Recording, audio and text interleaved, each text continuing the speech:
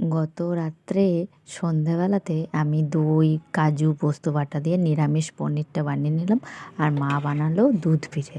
এতদিন পর খাবো, কতক্ষণে খাবো মনে হচ্ছে। দারুণ গন্ধ বেরিয়েছে।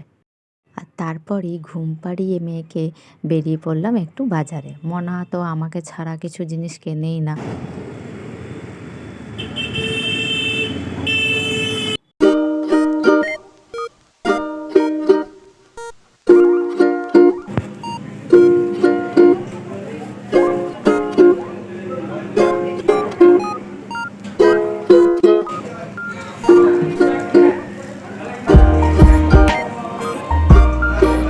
নিয়ে এলো মাত্র 51 রুপিসে পিৎজা ডমিনোজ থেকে। ওতে জুতো নেয়নি বলে ওর বাবার কাছে এখন বুট জুতোগুলো নিয়ে নিল।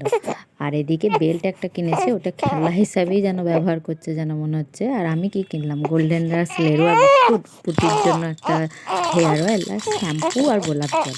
চলো আজকের মতন ভিডিওটা এ পর্যন্ত। টাটা, সাবস্ক্রাইব করে দিও, লাইক করে দিও।